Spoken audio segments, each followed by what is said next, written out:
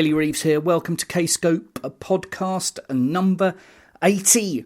I trust you're well. Coming up in this podcast, new music from Blackfield, Aviv, Geffen, Stephen Wilson and Alan Parsons on knobs from North Atlantic Oscillations compilation from the Welsh Music Prizes, a Welsh Album of the Year. According to HMV, the Anchoress. Some stuff from I Am the Morning, the Prog Magazine Album of the Year. And recently on tour with Stephen Wilson through America, we'll also hear from The Pineapple Thief. Though, to start with, formerly the frontman of Mansun, now a solo artiste, signed to Kscope, out now from EP2. This is Friends Make the Worst Enemies, Paul Draper. To destroy someone, you must observe these rules at number one. Everybody's got their weakness. Get people on your side. The effective use of lies is out to work. Between yourself as a victim. Never trust your friends. Just keep an eye on them. There's no doubt about it. Ooh.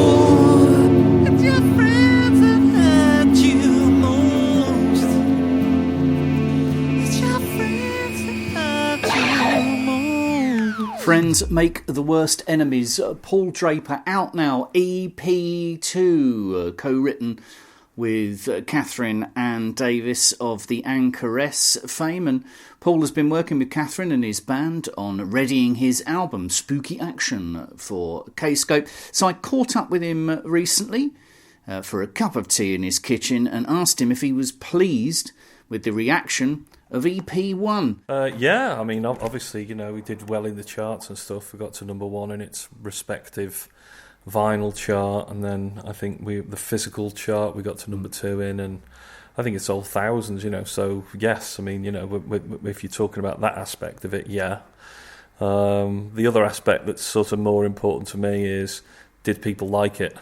So, you know, I mean, in an ideal world, I would have liked to have done 4 original songs on it, but I think we did 3 original songs on it and a really high-quality remix from the Twilight Sad. So, yeah, that passed the am I happy with it test. And then you get down into the sort of details of, are you happy with the songs? Are you happy with the mixing of it? Are you happy with everything that's recorded and where it is in terms of the production? And yeah, you know, there's holes I can pick in everything forever, but you have to sort of let it go. But yeah, you know, I think it went down well, and obviously I did a song on there with Stephen Wilson, No Ideas, which seems to have gone down okay with his fans, most of them as well, which is handy, you know. Always difficult as well with his fans. What about the second one then? Did you have an idea of what the second one would be, what it would sound like when you were doing the first one? Was there a plan, or is this a sort of organic movement into this next record? Okay, into EP2, yeah, we always had an idea of what the A-side would be, and then we worked on it for about 6 weeks from scratch, and then scrapped it, and because we thought it was too poppy. I just couldn't get it right. I kept snipping bits out of it, and in the end, it was like less than 3 minutes. So we just went back to basically an album track that we'd finished for Spooky Action from a while back, and just thought, well, this is sort of classic me, really, and we went with Friends Make the Worst Enemies, which was a different track, which was more or less finished and just hanging around. You know, it wasn't in the vaults. It was you know, it's ready to be on the album next year, and so we so we changed it to that one at the last minute, really, and we put the EP back a couple of weeks and tarted it up a bit, added a few backing vocals, and you know. Tighten the keyboard up, and off we went. We mixed it. And when you say we, are you talking the band, or I mean, this is a collaboration with Catherine on the writing front, Catherine and Davis. Yeah, I mean, you know, I would, you know, you work as part of a team. Everyone works as part of a team. When I refer to we, I'd probably refer more to my engineer P-Dub, who's also mixing the record. Okay. But yeah, Catherine as well, who's obviously co-wrote this track with me for the album. She's done a few with me for the album. And we've been long-standing collaborators now for over a few years. As you say, it is classic you. Okay, here's the hook, here's another one, here's another chorus, here's another chorus. And since I've known a little bit about the dynamic between you and Catherine and got to know her, I see this song as a kind of competition to see who can write the next best bit. Well, you know, was how it was written. I mean, okay, I mean, this goes deep back to when I were, you know, to what your influences are, and you know, where ideas like that come from, and you know, it can be anything from Pink Floyd to Abbey, who all do that, you know. But when I seriously got into songwriting, I would sit and study other people's songs, you know, literally for hours, and play them round, and to start with, I didn't know what they were, and in the end, I realised that Abbey always had 2 choruses, so if you didn't like the first one, you definitely like the second one. Legato it up, baby. You know, you like what they always stick a key change at the end, so I can't get away with that. I'm not that corny, but I always loved that about Abbey. You know, I'm a massive Abbey fan. Probably, you know, one of the top 2 or 3 pop groups of all time. You know, one of the greatest catalogues, and the underlines. I mean, obviously the arrangements, the production, the vocal performances are sensational as well. But the underlying songs are possibly where I originally came up with my idea to. Once I'd got a chorus idea in, to then roll it on and try and come up with another one, an even higher one, take it even somewhere more, else. yes. Yeah, so that will be my ABBA influence. Short of saying like I stole the idea of ABBA, which I did. Well, that is something that has entered my songwriting style. It doesn't always come out, but it has entered it on a few occasions. Yeah. It's not on every track I do. Like the first single off EP1, Feeling My Heart Run Slow, that just had a hook, Feeling My Heart Run Slow, Feeling My Heart Run Slow, Feeling My Heart Run Slow, and then just like there's a little variation in the melody gave that, its money shot or its magic moment or whatever you want to call it. I don't want to be cynical about it, but I view the whole thing as a craft, and I'll sit and I'll batter these things into shape with a hammer. Yeah. And I've had many debates over the years between the difference of art and craft and this, that, and the other, and I think it's probably a combination of all of it. Yeah, and a bit of showbiz. Yeah, and a bit of bull as well, and how good your haircut is as well. But at the core of it, I think it's like 90-odd% craft. Still dominate me. Wish I told you.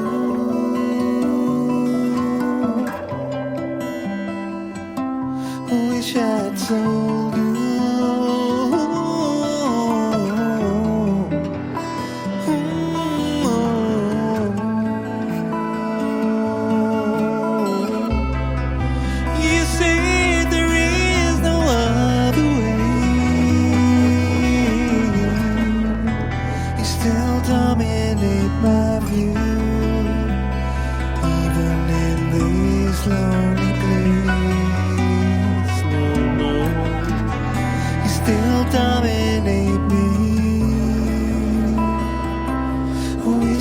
Told you when we first met.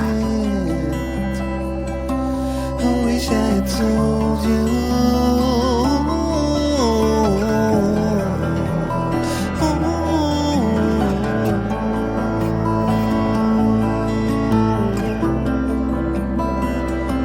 I wish I had told you.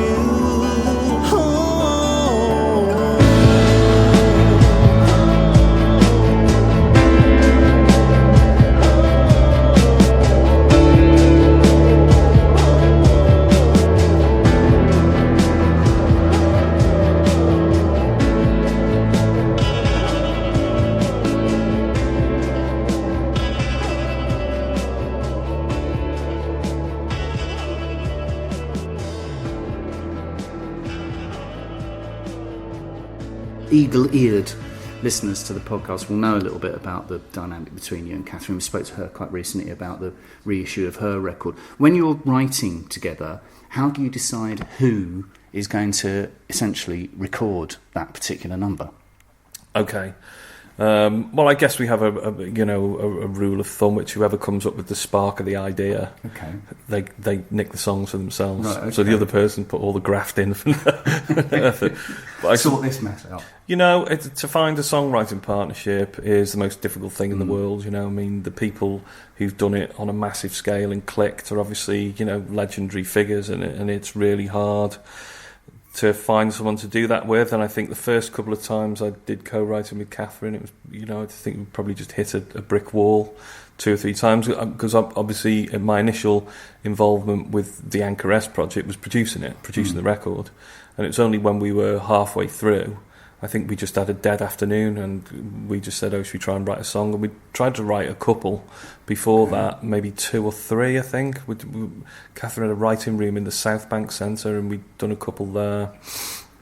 And I think eventually we just one afternoon at her flat, and she had the piano, I picked up her peerless guitar, and we just wrote What Goes Around off the Anchoress album in 2 hours. Bit of a classic, that one as well. Yeah, that was the first time that we realised or were labelled prog pop or whatever genre we've created or fallen into someone else's genre. But it was just a mishap. It was just it's how it came about, with the tempo change in it and the evolving sections and the 2 choruses and and that was a real moment of focus. We really focused and got that song written. Because that was quite a long time ago. I mean, Yeah, 3 or 4 years ago. Yeah, but you must be, obviously, you don't want to take anything away from Catherine, but you must be absolutely delighted the way that award-winning, award-nominated record, the Anchoress, because essentially you were part of that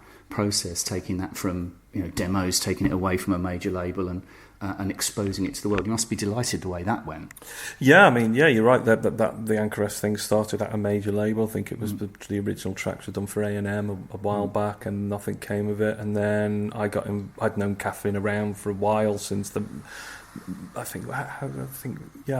just got one of her tracks when MySpace was around, or it was on her website, and she's just one of many musicians in the orbit of my life. And eventually we sort of came together and realised that by doing the Anchoress album, it was an answer for both of us, really. I think Catherine was working with different producers and what have you, and I was working with odds and sods of people and different things and running my studio in Acton. And I think we realised if we both just did it ourselves and finished it and forget about the fashion of the day, and we had a brief to ourselves up front, which was put what she did as a solo artist with a band and play it as live and exciting as possible, and that's what we tried to achieve. I think we did achieve that, and it fell into a place in the modern music scene it was viewed as a little bit left field and a little bit progressive, I guess, but it had a pop element to it, dream pop or whatever the hell they call it these days.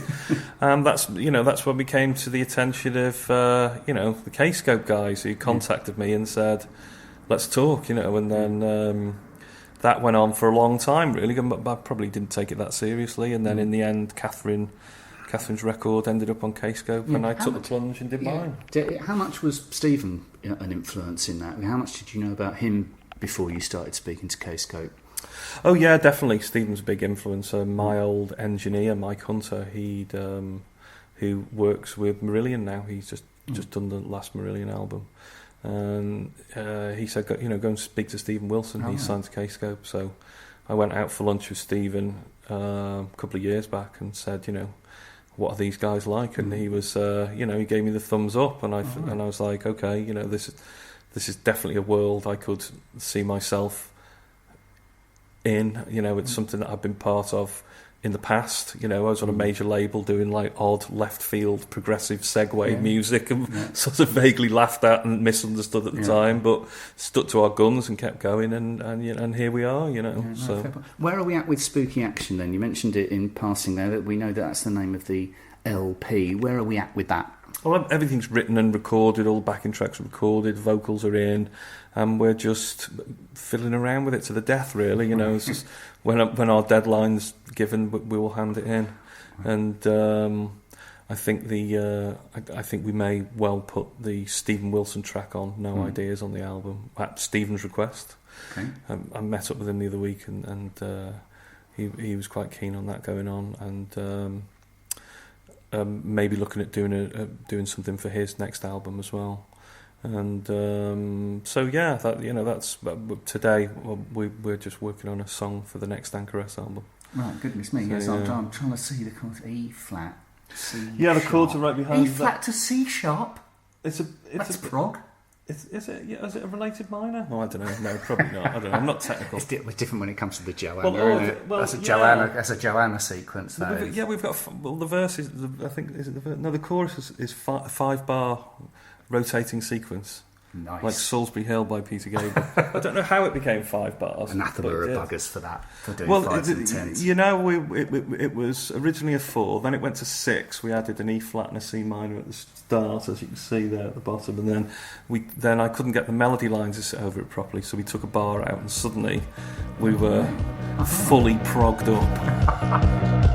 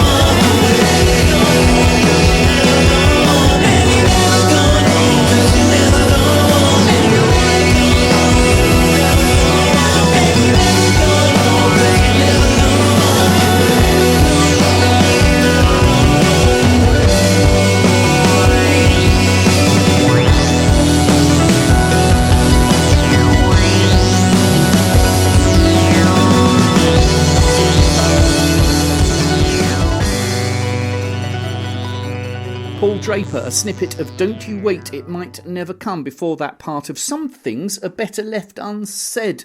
And before that, the lead track from EP2, Friends Make the Worst Enemies. EP2 is out now. Spooky Action, the album, on Kscope next year.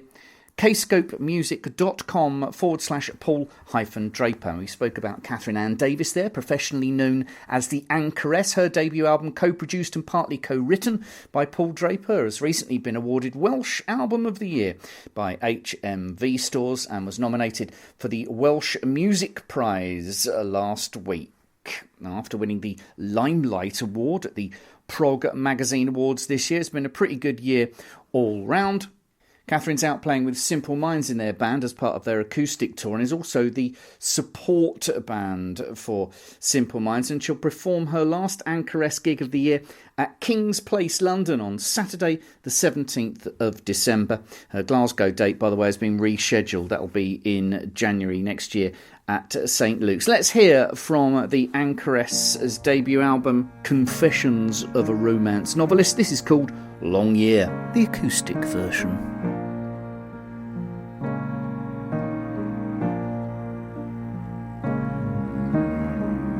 It's been a long day, and I got reason to fear gonna be a long year. Yeah, it's been a long day, and I got reason to fear gonna be a long year.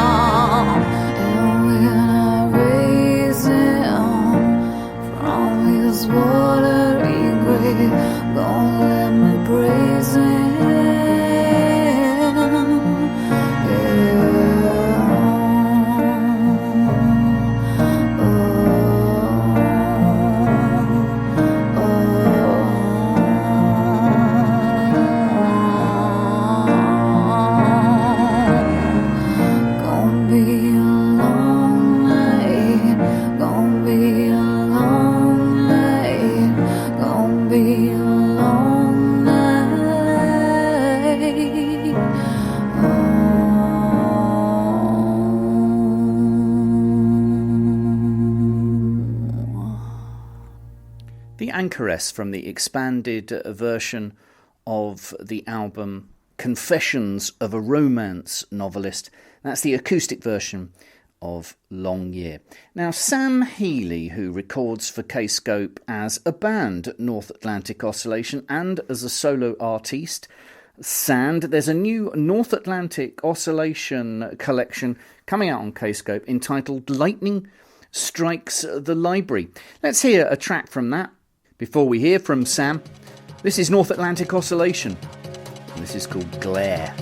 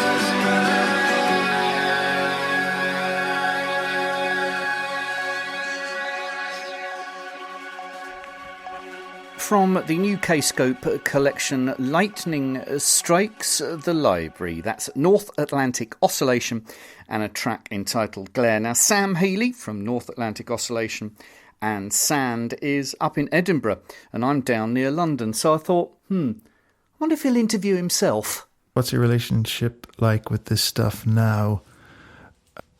I don't tend to listen to a lot of my own stuff after they're done. Certainly not in the couple of months or maybe years after the album is finished, because, you know, if you listen to a song maybe 1,000 times during, you know, from the writing up to the finished product, it's the last thing that you kind of ever want to hear again. I do sometimes, you know, after that phase has worn off, I'll have a listen just to make sure that something disastrous didn't happen, but, you know, on the way to or from the CD manufacturers. But I don't tend, as a rule, I don't listen to a lot of my own older stuff.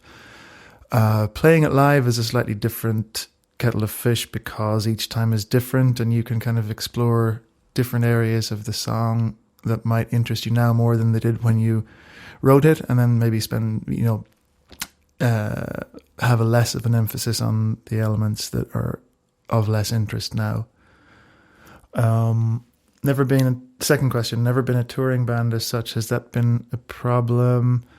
No, I think that these days, the music industry being what it is, all bets are off. There's no set trajectory for a band to follow. You can play live every day of the week. You can never play live. You can release an album every month. You can never release recorded material. It really depends on your fans, on what you want to do, and on how you work. I've always been, I guess, more of a studio musician, so the band not playing a hell of a lot of live gigs is not something that I lose sleep over.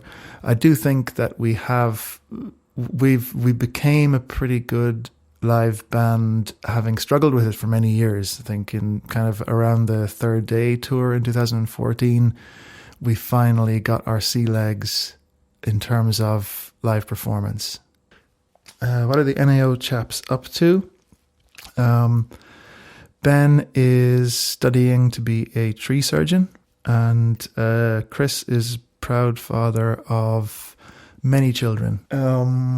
Is there going to be more NAO? Definitely, yeah. That's a question that I've been asked a lot recently because of the release of Lightning Strikes the Library and of the second Sand album. So yes, there definitely will be more NAO. I don't know what form it will take, but it's you can count on there being new NAO material before the sun goes out.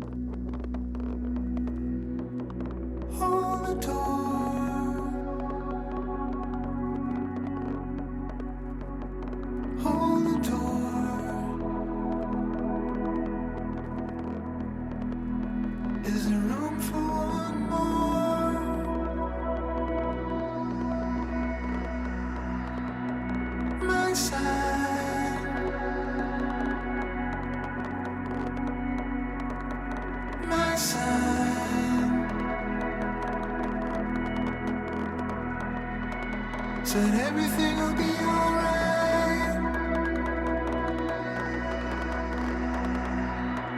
So hold the door,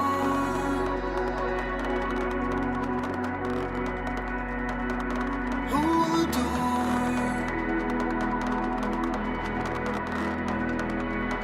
Is there room for one more?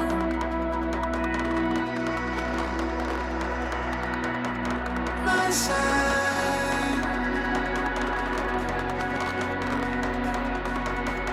my side.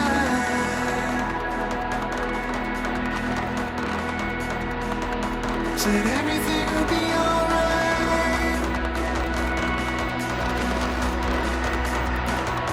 So hold the door,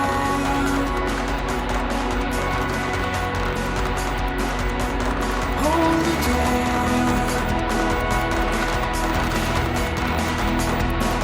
Is there room for one more?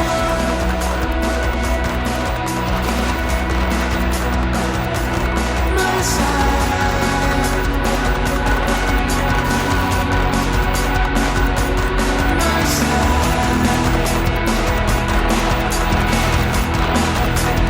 Said everything will be alright. Are you compromised? Are you satisfied? Are you desolate? Are you recognized? Have you had enough? Have you opted out? Are you not so much? Are you good with life? Are you tolerant? Are you organized? Are you confident? Are you too polite? Are you reading out? Do you medicate? Do you hesitate? Do you disbelieve? Are you resolute? Are you fabulous? Are you really here? Do you feel silent? Are you on your own? Are you on your own? Are you all alone?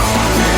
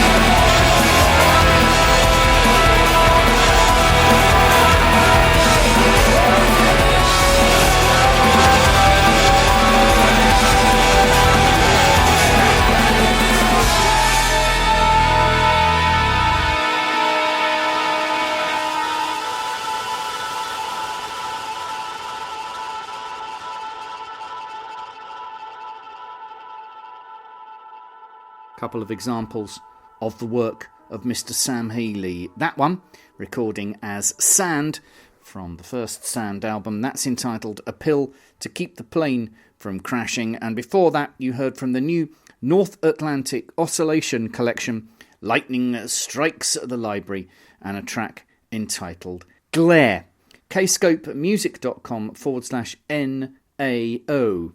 Had the great pleasure of catching up in central London with Mr. Aviv Geffen earlier on this week, and you'll hear that interview next year. Blackfield V, his collaboration with Stephen Wilson and Alan Parsons, is out on Kscope on the 10th of February 2017 on CD and Blu-ray, CD, double LP and a single LP picture disc. I'm going to play a little teaser for you from Blackfield V.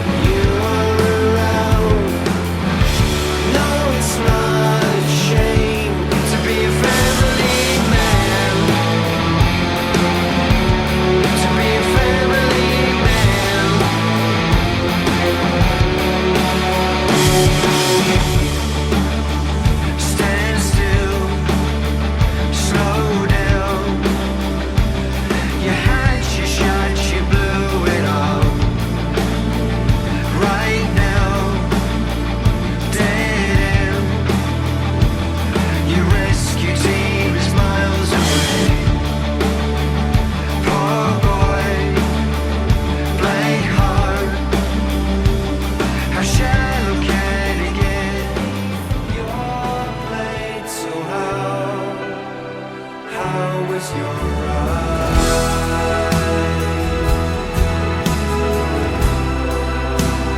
How was your ride?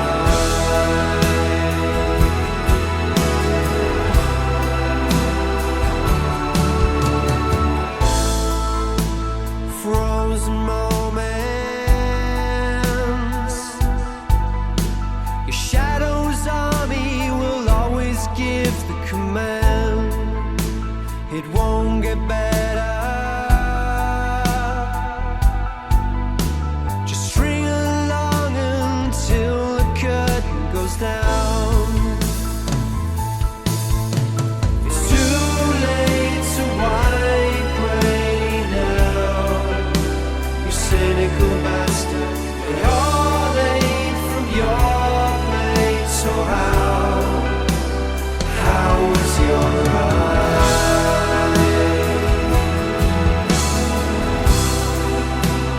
How was your ride? Sorries, 7 years of sorries. I was trying to catch your eye,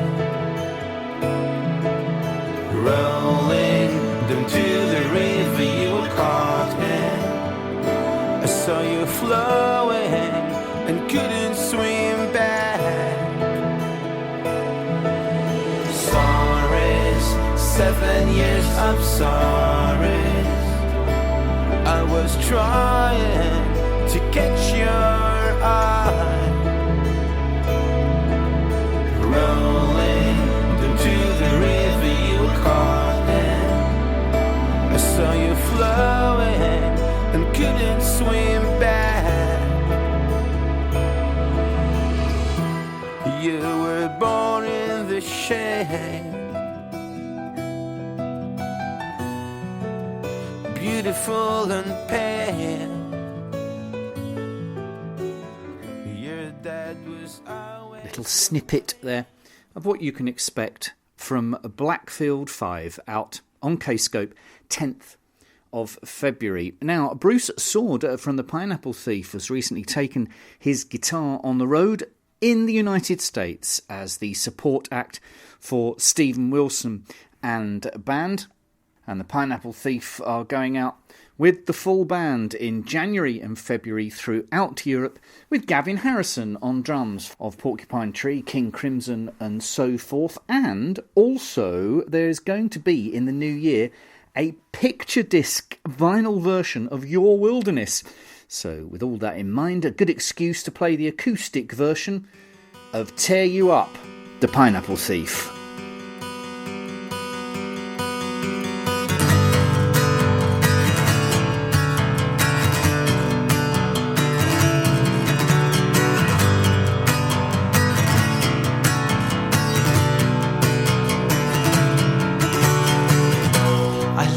stricken on the open sea. What's become of me?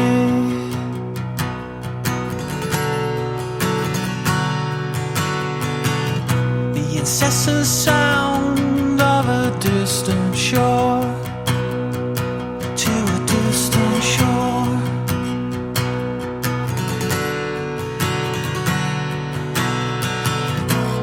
What if there's nothing here for me? Just tell me there's nothing here for me. I can't tell you what, I cannot tell you what. All these currents run to you.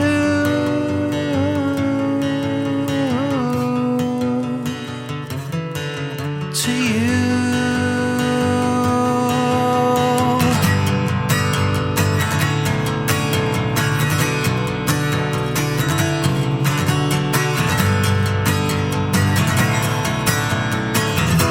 And now I'm drifting on the open sea. What is left of me?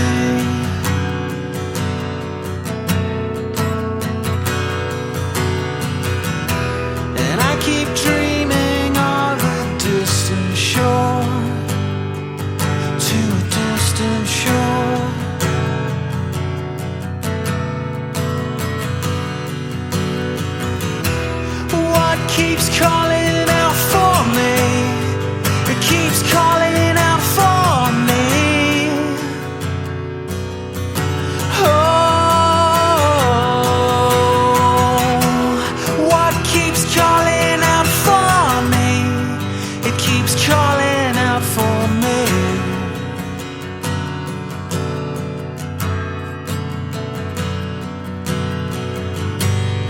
I can't tell you all, I cannot tell you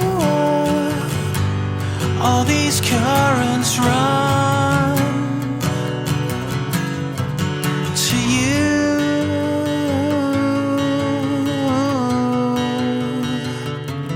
Back to you.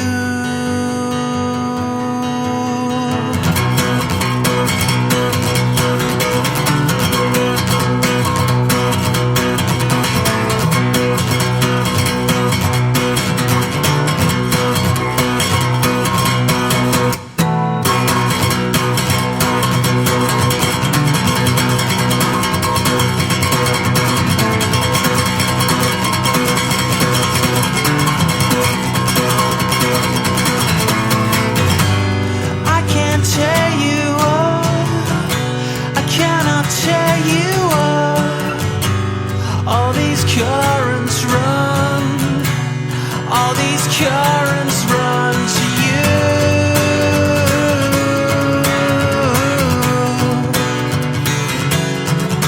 To you.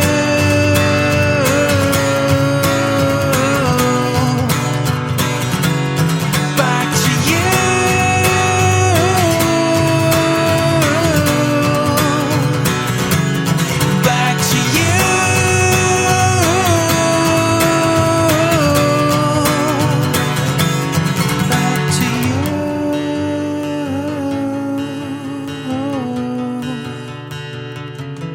Back to you.